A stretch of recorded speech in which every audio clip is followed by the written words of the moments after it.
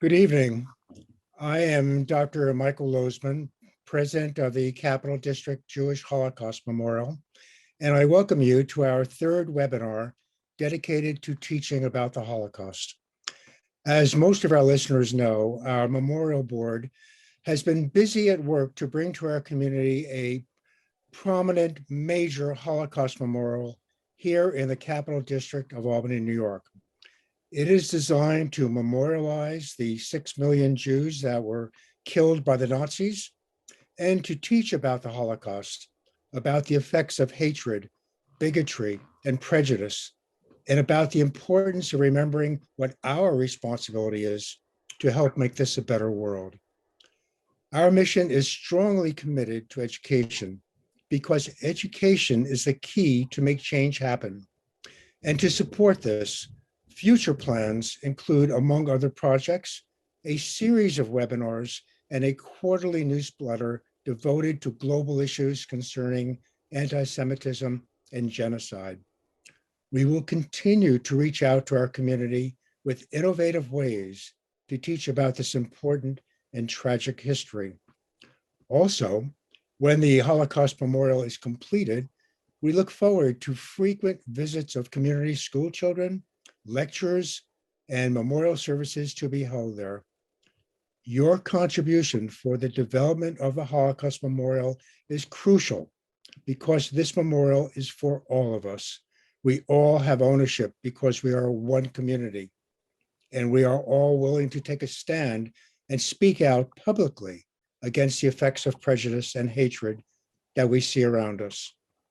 By its very presence, the Holocaust Memorial sends a powerful message that we will not forget and will not permit such evil to arise again, never again. Your financial support will allow us to succeed.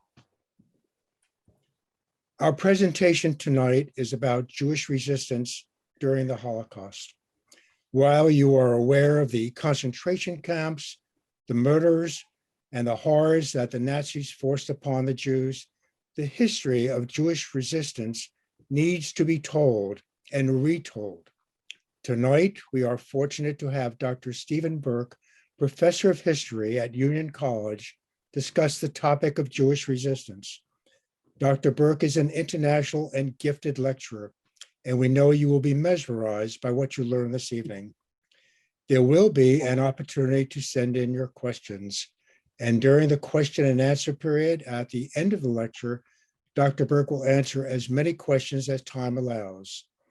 Following Dr. Berk, Rabbi Spitzer from Agudath Achim Synagogue in Schenectady, New York, will give the closing message.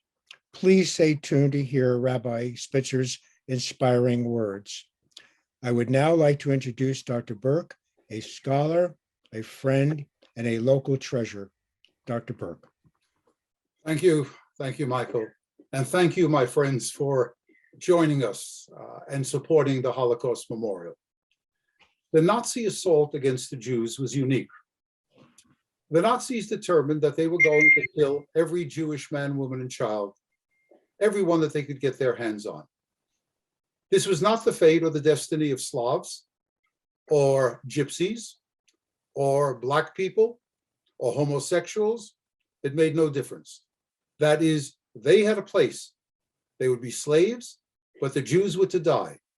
In the words of Heinrich Himmler, the Reichsführer of the SS, in a telegram that he sent to SS commanders in the Ukraine, he said of the Jews, quote, "We must kill them down to the last child in the cradle," end quote. In short, it was to be total extermination of the Jewish people in German-occupied Europe. And if we are to take the words of the Wannsee Conference that was held on January 20th of 1942, had the Nazis, God forbid, had they won the war, had they moved to other parts of the world, including the United States, once again, the fate of the Jews would have been total extermination. In German-occupied Europe, the Nazis murdered the Jews in a number of ways. Jews were placed in ghettos. There were hundreds of ghettos. And in those ghettos, the Nazis practiced a policy of starvation, and all sorts of hardships were placed upon the Jews. It is estimated by Holocaust historians that as a rule of thumb, 20% of the ghetto population was dead before the deportation to the extermination camps and the concentration camps. That is the horrible conditions, no fuel, very little clothing beyond what the Jews had been able to take into the ghettos, and of course, very, very, very small quantities of food. All of this is going to mean 20%. That is, let me put it to you this way, that for the remaining 80%, their fate is going to be determined by the Nazis shipping them to concentration camps and extermination camps. There were 6 extermination camps in Poland, and the number of concentration camps and labor camps, believe it or not, that we now estimate that were there in German-occupied Europe, was about 40,000. 40,000 concentration camps and labor camps, 6 extermination camps. So the Jews are going to be sent to the concentration camps. That is the Jews from Western Europe and from most of Poland and Germany. Most of those people are going to go to the concentration camps and the extermination camps. But there was another way that the Nazis dealt with the Jews. That is what one Holocaust historian refers to as the Holocaust by bullets. That is somewhere between 1 million and 500,000 Jews. 1,500,000, some figures are really even closer to 2 million, were shot by special mobile killing squads, so the so-called Einsatzgruppen. These were SS units, only 3,000 men in those SS units, together with tens of thousands of Wehrmacht soldiers, German army soldiers, and of course helped by collaborators from the indigenous population. Once again, these are the people who will be shot, they will fall into unmarked graves, and really only recently have we discovered a number of those unmarked graves. So the point here is we are talking about close to 6 billion people. 2/3 of the European Jewish community were murdered by the Nazis. So the question arises, my friends, the question arises, and it arose really during the war itself. How did the Jews respond to this? Was there any Jewish resistance? Or did they, in the words of both Jewish and Polish contemporaries, people who saw what was happening, they used the expression of the Jews, they went like sheep to the slaughter. They went like sheep to the slaughter. That is, they were passive, and the implication was that there was no resistance whatsoever. That is a myth. There was a good deal of resistance. And before I get into talking to you about the specific cases of resistance, which involved hundreds of thousands of people, I must also tell you that when one looks at the obstacles to resistance, one is astonished that there was any resistance at all. The obstacles confronting the Jews in the ghettos, in the concentration camps, and in the extermination camps was, to say formidable would be a great underestimation. Let me begin by telling you, obstacle number 1, the Jews confronted an implacable enemy. An enemy, in the case of the Nazis, in the form of the Nazis, an enemy that had no moral bottom. These were Nazis, these were people who would throw up a Jewish infant and catch it on its bayonet.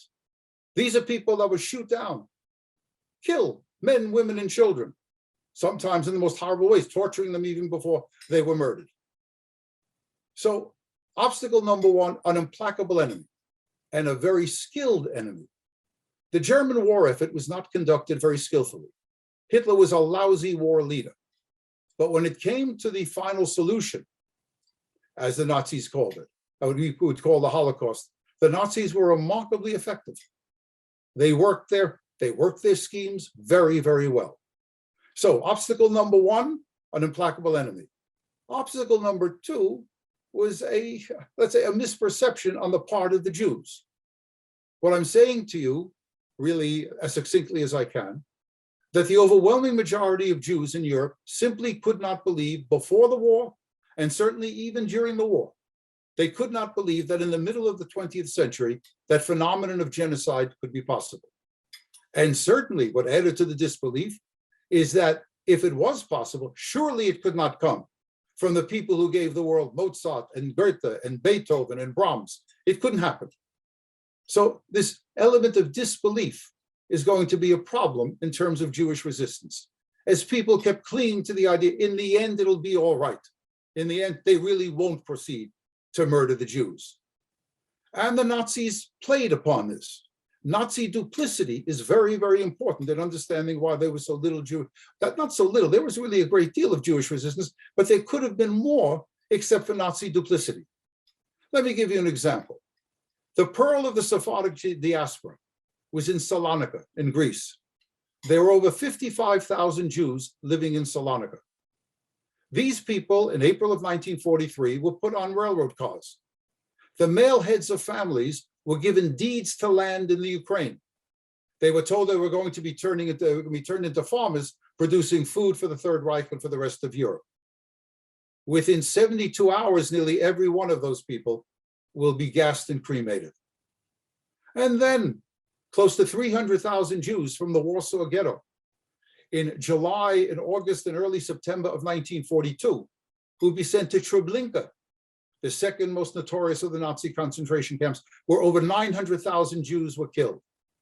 When they looked through the slats of the railroad cars that took them, what did they see? They saw a railroad station. They saw a sign for a cafeteria, for a buffet. They saw a ticket counter. They saw signs, Minsk in this direction, Warsaw in that direction, Lublin in that direction, Chelm in another direction. It was all a sham. Again, sometimes within 6 hours, if not less, of arriving at Treblinka, these people would go up the chimney, to use that terrible expression of the Holocaust. So, again, the implacable enemy, Nazi duplicity, the inability of the Jews to believe, and then, of course, the physical weakness of the Jews. In the ghettos, the caloric ration, that is the annual or the daily caloric ration for Jews in the Warsaw Ghetto, was less than 300 calories a day. One doesn't have to be a wizard of nutrition to understand that people who even, let's say they got 1,000 calories, maybe 1,500 calories a day, if they could somehow get it one way or another. These are not people who are really fit, mentally or physically, to bring about a revolt. And yet, as we shall see, they do. In addition to that, there was the problems of obtaining arms. Where do you get weapons? Where do you get ammunition? The ghettos are closed, almost hermetically sealed. Where do you get the weapons? Where do you get the ammunition? And once you get them, for people who've never used the weapon or fired a weapon, how do you learn how to use the firearms? Again, a very, very serious problem. And then another obstacle, of course, is going to be, again, that little dirty secret of the Holocaust that people don't like to talk about. They don't like to talk about it in Latvia, and Lithuania, and Estonia, and above all, as we now see, in Poland. And that is, the war against the Jews was a pan-European phenomenon. In every country in Europe, without a single exception, not in Denmark, not in Bulgaria, let me put it this way, in Denmark and in Bulgaria, as well as in the rest of German-occupied Europe, there were people who were prepared to collaborate in the murder of the Jews.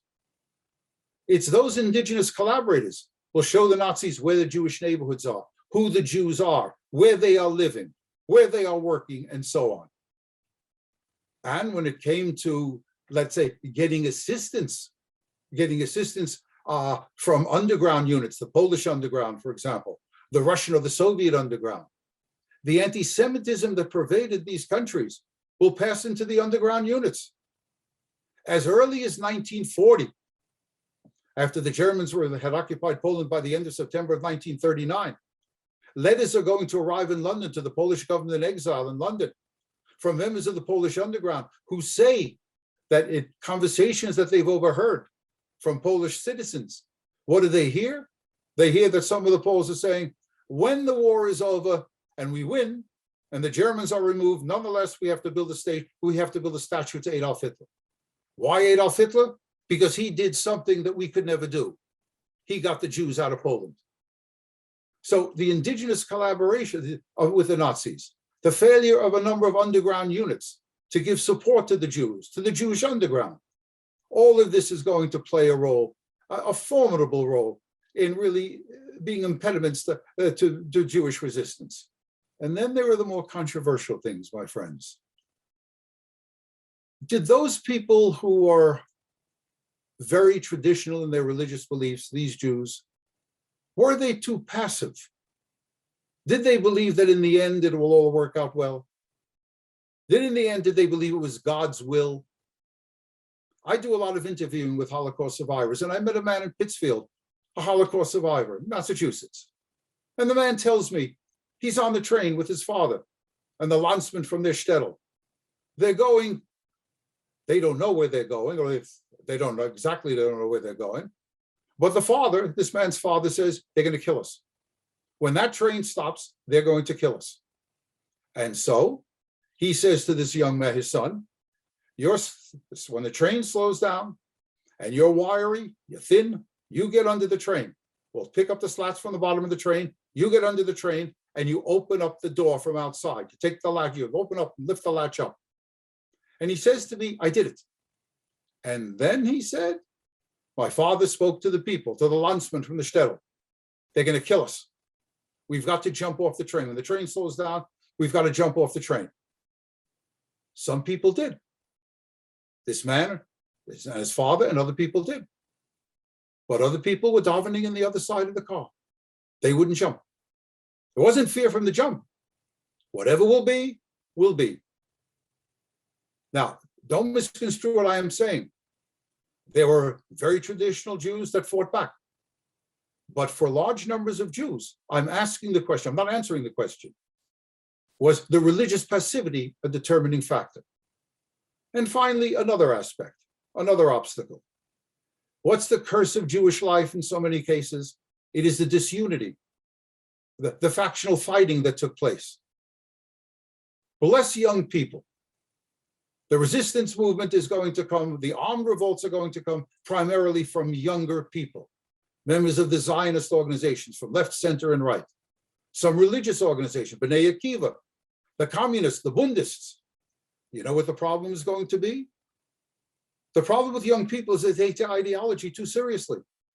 Believe it or not, in the midst of the Holocaust, in the midst of the apocalypse descending upon the Jews of Warsaw, in the early part of 1943, there is no combined Jewish revolutionary or Jewish, let us say, defense organization. There were two. The ZOB, the Jewish Fighting Organization, that was of the left wing and the center of the Zionist movement. And of course, the ZZW, the Jewish Military Unit. These were the followers of Menachem Begin and Jabotinsky.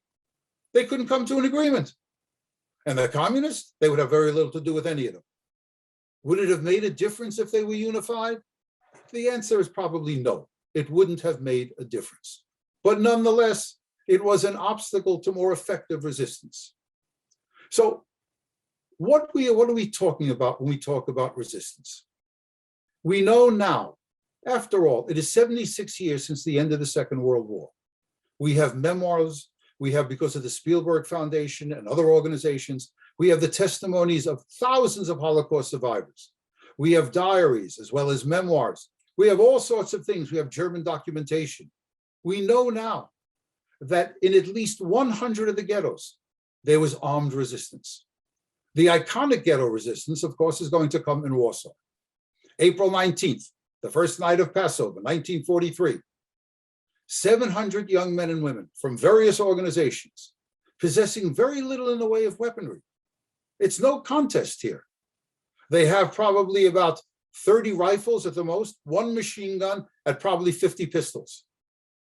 Arrayed against them are several thousand German and Ukrainian soldiers with tanks and flamethrowers and a multitude of machine guns. The people who rise and revolt in the Warsaw Ghetto know that they don't stand a chance in hell, not one chance in a million. What they are trying to do is to continue the way they lived. The slogan in the Warsaw Ghetto from 1940 down to its destruction in the summer of, let us say, in the late spring, early summer of 1943, is to live with honor and to die with honor. Those men and women, nearly all of them very young, these young men and women from various organizations, various youth movements, these people know they cannot win. They cannot really, let us say, alter their fate. But to live with honor and to die with honor, to save the reputation or to enhance the reputation of the Jews, that is why they are going to revolt. And their revolt was not limited. This is the iconic revolt, but there were others, as I told you, in over 100 ghettos. In Vilna, in Mir, in Nowy Velika, in Kovno, in a whole host of places, Osniewicz, in a whole host of places. Jews ran, really, in Bialystok as well. Jews rallied to the cause.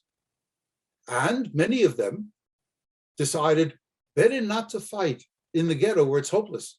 Let's go out to the forests of Lithuania, the forests of Belarus, the forests of Eastern Poland.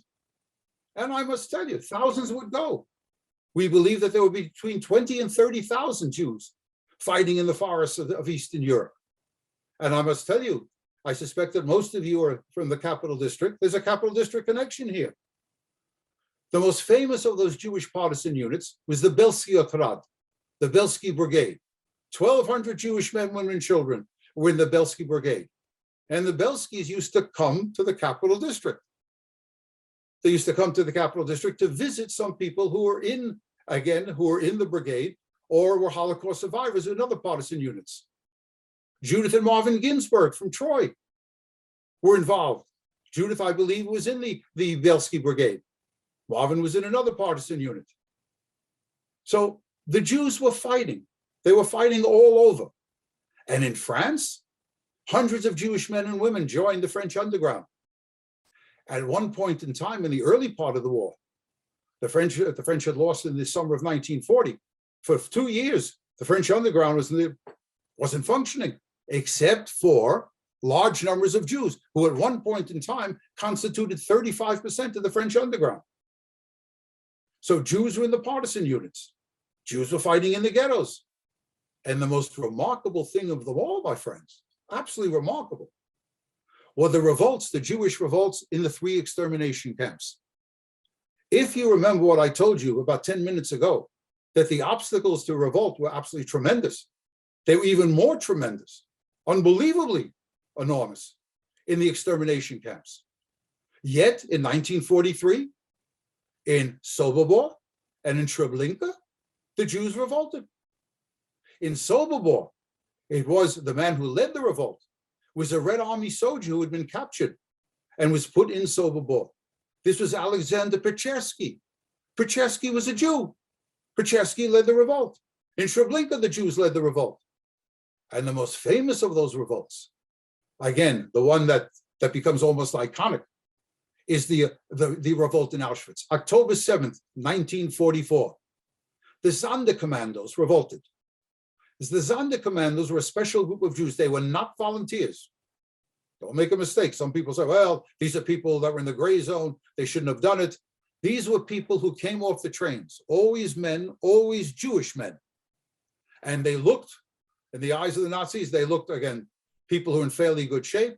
They were put in the vicinity of the gas chambers. Their job was to take the Jews, undress the Jews, move them into the gas chambers. And then, once the murders had taken place, they go into the gas chambers, pull out the victims, pull out the Jewish men, women, and children, shave the hair of the women. Then a subgroup known as the dentists, some of them were actually dentists. They are the ones, these so-called dentists, open up the mouths of the victims and pull out the gold and silver fillings. As I told you before, this is a very efficient apparatus on the part of the Germans. Yet the Sonderkommandos were killed, sometimes every 90 days. And then, really, late September, early October of 1944, the Sonderkommandos have said, enough is enough. We've got to save ourselves, and we've got to somehow stop the killing. So on October 7th of 1944, the Sonderkommandos in crematorium number 4 attacked the Germans who were stationed there. They killed a number of them. They destroyed the crematorium in the gas chamber. Sonderkommandos in the other, there were 5 crematoria and gas chambers in Auschwitz. One was in Auschwitz I, the other 4 were in Auschwitz II, the killing field that is in Birkenau. The revolt is a massive one. In the end, there's a massive breakout, but it doesn't end well. The Nazis hunt them all down. There are no Jews who escaped from that revolt. No Jews. Some managed to escape from Treblinka and Sobibor. From the Auschwitz revolt, no one really survives. But again, this is a heroic act. So we're talking about now, again, about revolts in a number of places. Again, the idea that they went like sheep to the slaughter, absolute nonsense, but to use the old Yiddish expression, Narishkeit, foolishness. The Jews did fight back. And I must say to you that this was not an all-male endeavor. It really wasn't. We all know about Mordechai Analevich, for example, the leader of the Warsaw Ghetto Uprising, Yitzhak Zuckerman, another man, people in Bialystok, people in Vilna. Again, all sorts of men are involved in it, but so too are the women. The women are very much involved. The women are the couriers. The women actually make munitions, pass the munitions on to people. It is that Auschwitz revolt on October 7th of 1944 is only made possible because a group of women, Jewish women working in a German munitions factory in Auschwitz, are going to smuggle out the so-called Schwarzpulver, the black powder. And it's a heroic, they're all heroic. One particularly heroic woman is a woman by the name of Rosa Robota, a young woman from the eastern part of Poland. Rosa Robota smuggles the black powder, gives it to the Sonderkommandos, and that's used as an explosive to blow up the crematoria. So we, Vladka Mead, Shoshana Langer, Nina Kempter. These are names that people should know, along with all the male heroes. There's a good deal of female participation in the resistance movement. And then we talk about different kinds of resistance. For the most part, I'm talking to you about armed revolt. But there were other forms of resistance. The Nazis did not allow any educational facilities to function in the ghettos. And yet the Jews in the ghettos, they created underground schools for teenagers, for young people. There was even an underground Jewish medical school in the Warsaw Ghetto. They tried to stage events, cultural events. And then there were the religious people who clung to their religion. And I told you about some religious people who were too passive, but others were not. They clung to their faith. Rabbis Huberman, Rabbi Shapiro, Rabbi Zemand, all of these people, again, at all levels, resisted the Nazis in their own way. It wasn't armed revolt. They did what they could. So, for example, some of you may remember Helen Sperling from Utica. Helen Sperling was a Holocaust survivor. She worked in one of those munitions factories, and together with another group of Jews and non-Jews, they sabotaged some of the weapons that were being constructed in those factories. And when I was a graduate student, I studied with a man, a very famous specialist in Soviet politics, but who was a Jew and who was a teenager, worked in Lodz or the Łódź ghetto in a textile factory. And what he and the others did, they sewed up the flies of the pants. They were making uniforms for the Wehrmacht, for the German army. So at every level, hundreds of thousands of people in one way or another resisted what the Nazis were doing. Some by armed revolt, as difficult as it was to be, and some in a myriad ways were doing all the things that they could to stay alive, keep their families alive, and resist the Nazis in any possible way that they could. And outside of German-occupied Europe, 550,000 Jewish Americans served in the armed forces during World War II. 500,000 Soviet Jews served in the Red Army. And whereas, to show you the difficulties of fighting on the Eastern Front, of the 550,000 Jewish Americans that served in World War II, 15,000 were killed in action.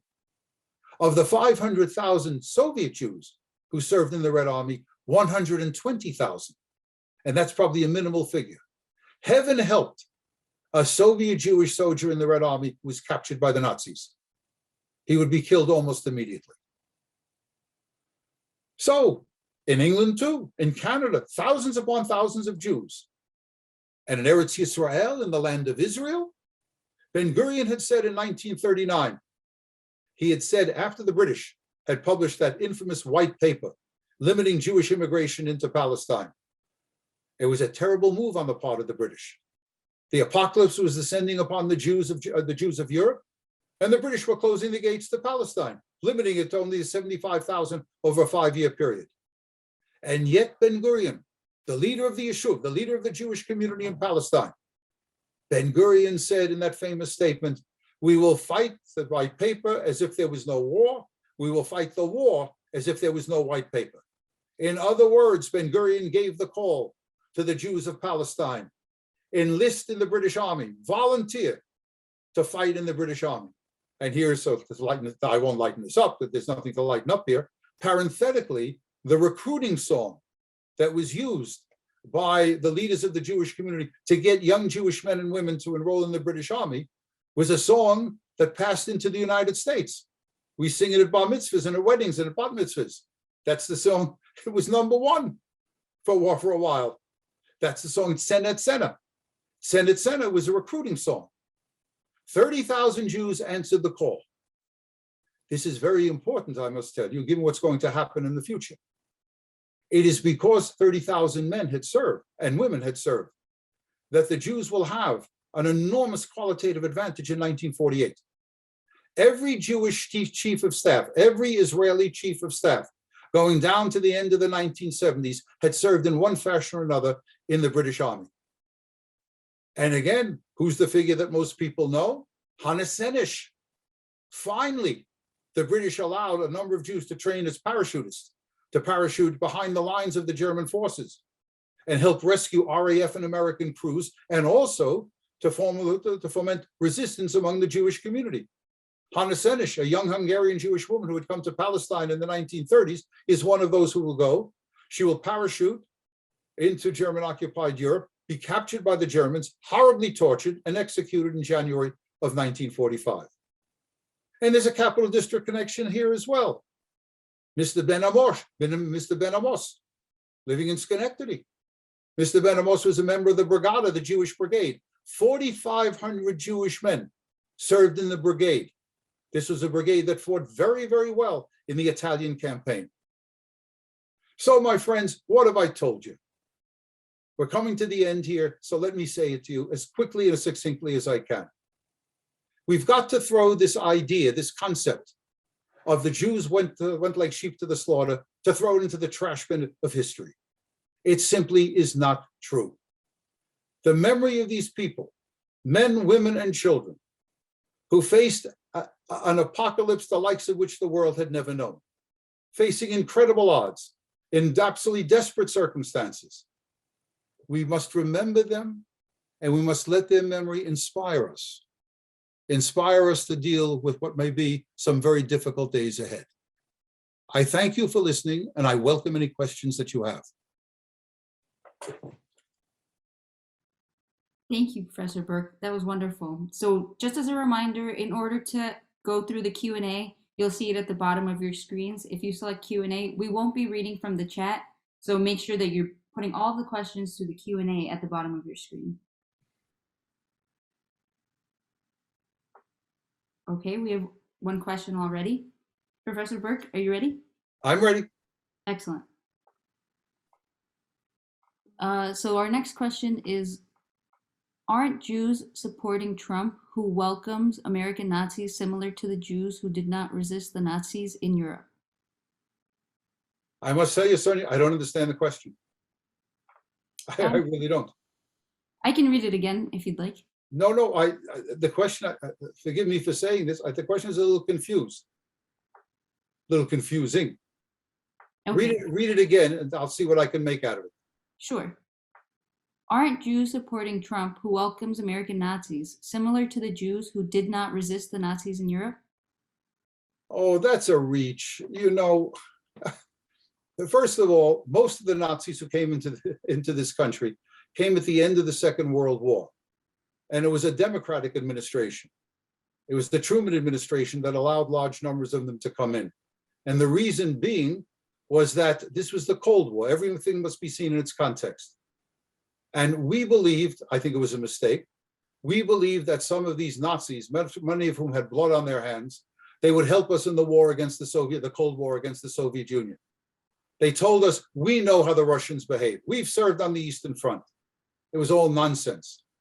In addition to that, remember, again, against the background of the Cold War, there was a race, a technological race.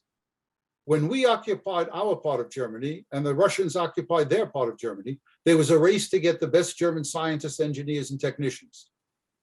And we brought them in. The most famous of them was Werner von Braun. Now, again, a brilliant engineer, absolutely brilliant. Our race to the moon was certainly enhanced by his presence in the United States. But he worked at Peenemünde in Germany. That is where the V2s were created. And Peenemünde, in the mountains of Peenemünde, in the bowels of the mountains, were thousands of slave laborers. He didn't give a damn about them, and we didn't give a damn about it either. He was important in the Cold War. Let's not get into castigating Trump. You could blame Trump for a whole variety of things. Don't blame him for this, and don't make that comparison. Okay. Our next question is actually, would you please elaborate on the difficult times ahead that you just mentioned? Well, the difficult times are, first of all, we've got the pandemic. And secondly, the first and only Jewish state in 2,000 years, the state of Israel, is confronting an existential crisis. And that is, Hamas is a problem, Islamic Jihad is a problem, Hezbollah is a problem. But people ought to remember, Israel is the only country in the world that is designated as a country to be destroyed by another country. There's a digital clock in Tehran that counts down from the year 2040, because it says that the government in Tehran and Iran says that Israel will be destroyed and must be destroyed. Israel is the only country in the world. So this is what I mean by, this is part of what I mean by difficult times ahead. Thank you, Professor Berk. The next question is, why did Britain limit emigration from Israel to 75,000 during the years of the Holocaust? A very good question, I must say. The answer to that question is the British could count. I'm not being sarcastic here. The British were concerned about the Arabs in the Middle East. The British got their oil from Iraq. The British, remember, were in control of the Suez Canal in Egypt. The British worried about the Arabs. Many Arabs, including Sadat and Nasser, really gravitated towards the Nazis, not because they were Nazis, but because they wanted the British out of the Middle East. The British were aware of this. So that when I said the British could count, there were 450,000 Jews in Palestine in 1940, 800,000 Arabs, and somewhere between 30 and 35 million Arabs in the countries surrounding Palestine. The British did not want to antagonize the Arabs. It's as simple as that. That is, in Palestine, Arab animosity and Arab resistance to Jewish settlement was growing. There was Arab violence perpetrated against the Jews. The British wanted to calm the Arabs. So in order to do that, they limited Jewish immigration into Palestine. It's a death sentence for the many Jews who could have gotten out, wanted to go to Palestine, but now were unable to do so because of a British blockade of Palestine and the British limiting the number of Jews coming into Palestine. Thank you, Professor Berk. Our next question is, how do you suggest we respond to those who seek to equate mandatory vaccination rules to the Jewish experience during the Holocaust? What can I say?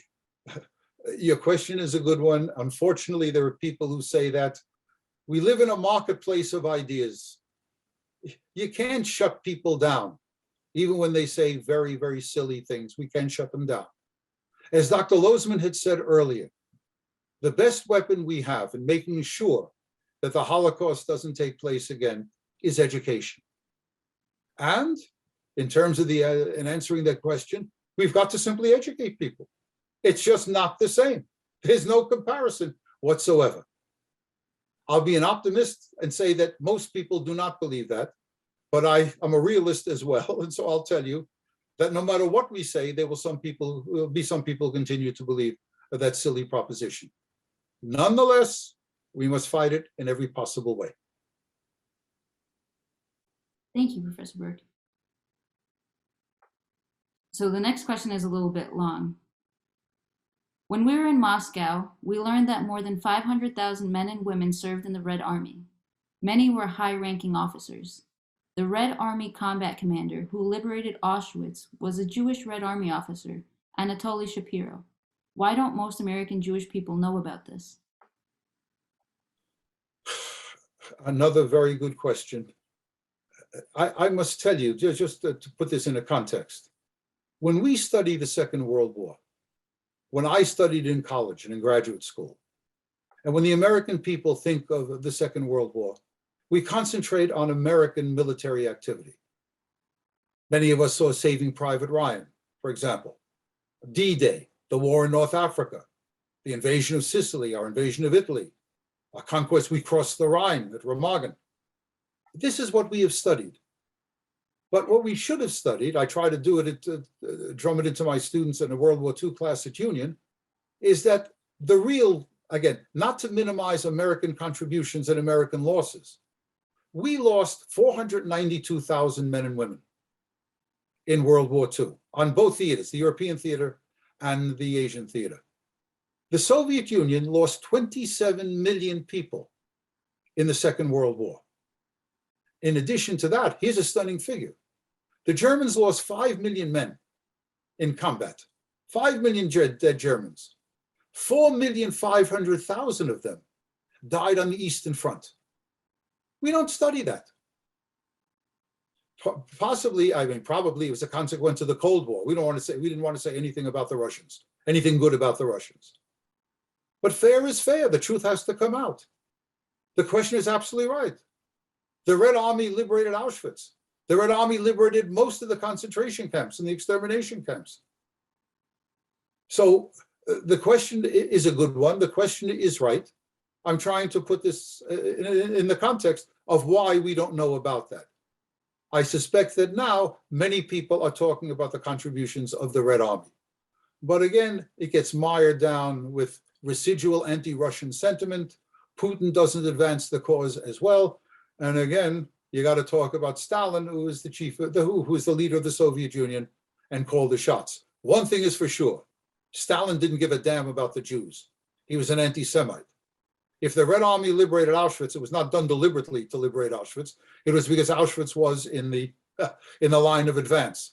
Nonetheless, it is the Red Army that liberated Auschwitz, the Red Army that took the casualties, the Red Army that brought an end to the gassing, the Red Army that allowed people there were the 7,000 Jews that were still in Auschwitz. Most of the people in Auschwitz had been forced marched out in December, excuse me, and early January, December 44 and early January of 1945. On January 27th of 1945, when the Red Army liberated Auschwitz, there were only 7,000 people there. They would have died had the Red Army not come. So credit should be given where credit is due. The questioner is absolutely right. Thank you, Professor Berk. Our next question is, could you please elaborate further on what the resistors did in the forest? What the resistors did in the forest was to establish family units. Some of them were just family units. That is 30, 40, 50, 60, 70 Jews, usually from the same area, managed to get to the forest. And what they did for the war is to try to survive. But there were other partisan units that actually combated, Jewish partisan units that fought against the Nazis. The Belsky Brigade did both. It was a family unit, or people, let us say, with 1,200, let's say, civilians in there. But they also on occasion fought against the Nazis. And I must tell you again, if you want to see a very good film, the film that probably describes it better than any other thing, any other vehicle, literature, or anything else, is the film Defiance. Defiance is a very good film. And from the people that I've spoken to who are in the Nabaloki forest, that's the forest that in which the Belskis were operating, and there were many other family units there. The conditions were terrible. Again, they had to make what they call a zemlyanka. That is, they had to dig into the ground. They always had to be on the move. And the problem that the partisan units confronted was, again, the anti-Semitism of the indigenous population. The peasants wouldn't give them food. Now, to be fair to the peasants, they had a problem. If they gave food to the Jews or any other partisan units and the Germans found out, they would kill them. That is, the peasants would be killed. And then there was a competition among the partisan units. There's a limited amount of food, a limited number of peasants or farmers who have the food. The Soviet partisans want the food. The Polish partisans want the food. The Jewish partisans want the food. So this is going to cause a lot of problems, both for the peasants and for all of these people, particularly the Jews. Because the anti-Semitism that was rampant in Europe, as I said before, pervaded even the Soviet partisan units, but they were particularly worse within the Polish partisan units. Some of the Polish partisan units did accept Jews. Jews fought alongside them, those fought with them. Again, they were integrated. But there were some branches of the Polish underground movement that spent more time in hunting down and killing Jews than they did in fighting the Nazis. Thank you, Professor Berk. Our next question is, the location of a Capital District Holocaust Memorial will reach different people than downstate. What impact will that have on New York State? I can't, I don't know how to address that. I will tell you that the memorial is going to be a very, very attractive, interesting, and educational memorial. I think people will make their way to see it. It will be a place to see. And I must tell you, I don't know how many people know this, but the ground for the memorial was donated by the Roman Catholic Church. This is probably the most generous gesture made by the Roman Catholic Church in the United States towards the Jewish community. Bishop Schaffenberger really should be commended for this. And so I think it will, school districts will come, the word will come out, and I think people who are traveling in the vicinity of Schenectady will make sure, or at least some of them will make sure, to see the Holocaust Memorial. And remember, this memorial is going to last long after you and I are pushing up the daisies. It's going to be there. So subsequent generations will benefit from it. And again, as Dr. Lozman said, the only weapon that we have in dealing with hate and discrimination is really education. And this Holocaust Memorial will be a magnificent educational tool. Thank you, Professor Berk. So we have time for one more question, and then Michael will rejoin us to introduce our next speaker. So Dr. Berk, how would you compare the world apathy now towards the skyrocketing anti-Semitism, including violent attacks on Jews worldwide, to the apathy to the anti-Semitism and violence leading up to the Holocaust? Again, another good question. As bad as it is now in terms of anti-Semitism, it is nothing as what was compared in an earlier period of time. When political parties, major political parties in Europe, both outdid themselves in really espousing anti-Semitism and perpetrating violence against the Jews. The outstanding difference between now and then is not only the quantitative aspect, that is, there were more anti-Semites then, more violence perpetrated against Jews. The difference now, and it's a positive difference, is that today, no government, either in Europe or certainly no politician in our country, be he Republican, or he or she Republican or Democrat, has endorsed anti-Semitism. The leaders of every European country, the leaders of our two political parties, have condemned anti-Semitism. That's important.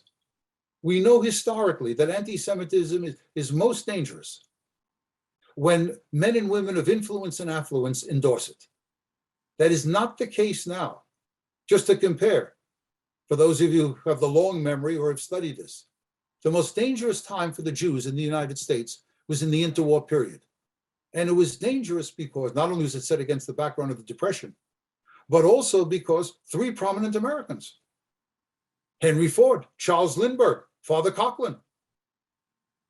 Every Sunday in the 30s, 7 o'clock from the Church of the Holy Flower in Detroit, Father Coughlin spoke to millions of people about the Jew deal and what the Jews have done. If you bought a Ford in the 1920s and you drove it off the lot and you opened up the dashboard, you would have a copy of Ford's newspaper, the Dearborn Independent, which published on a weekly basis a serialized version of the Protocols of the Elders of Zion, the most important anti-Semitic document in the modern period. And Lindbergh was more subtle, but Lindbergh was our greatest pre-Second World War hero. This is the man that had flown across the Atlantic. This is the man who elicited great sympathy for the American people, from the American people, because his child was kidnapped and murdered. And Lindbergh didn't like us. Lindbergh spoke about there's a group of Americans who are more interested in their co-religionists in Europe than they are in the welfare of the United States. There's nothing like that now. Now, I'm not denying that anti-Semitism exists in our country, and that in both political parties, there are anti-Semites. But the fact of the matter is, the leaders of those political parties have not endorsed it. The presidents of our country have never endorsed anti-Semitism. They have condemned anti-Semitism. That's a positive difference. That's why I think the apocalypse is not coming here. Thank you, Professor Berk. Thank you always for all of your knowledge and the ability to express yourself the way that you do. Thank you so much. We've learned. You're welcome, Sonia. Okay, so now Michael will introduce our next speaker. Yes, I'd like to also thank you, Professor Berk, for an excellent, excellent presentation. I'd like to invite Rabbi Spitzer to say a few words, and I would welcome him to appear on a screen at this point. Rabbi Spitzer. Good evening. I want to thank Dr. Berk for the lecture all about the spirit of resistance, which is particularly appropriate this evening on the fifth night of Hanukkah. Hanukkah is not, of course, the subject of this lecture, but is a symbol, especially to American Jews, of the possibility of resistance and the ability of the Jewish community to pursue the values of spiritual and religious seeking, religious freedom.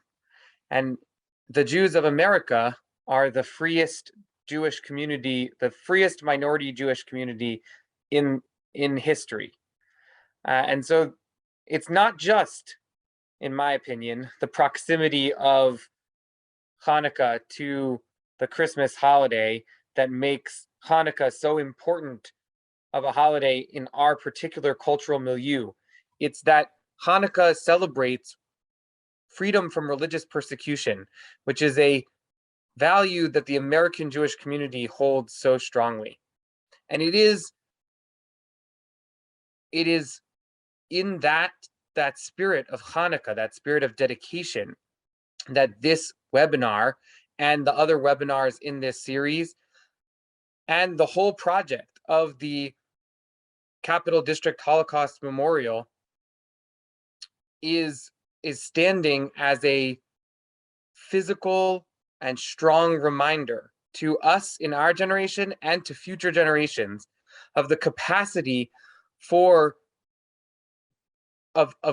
human beings for both great evil and great good, of the capacity for us to triumph, to live, to dedicate ourselves toward holy values and true ideals, and also of the capacity of human beings not to do that, and of the danger that we have of giving in to our basest instincts. And so we hope that and we know that it will be the case that this memorial and other memorials like it stand as a strong reminder of what it means to be free and to remember and guard against the possibility of human weakness. And so I thank Michael Lozman and the whole project, which I know that the whole community needs to come together to support. And it's especially good to be doing this on the fifth night of Hanukkah, when we can really think about what it means to dedicate ourselves to the proposition of religious freedom and freedom from all kinds of hate. Thank you. Thank you so much, Rabbi. Thank you all for attending. We hope to see you again as we continue to bring important topics presented by experts into your home. Good night, all. Good night.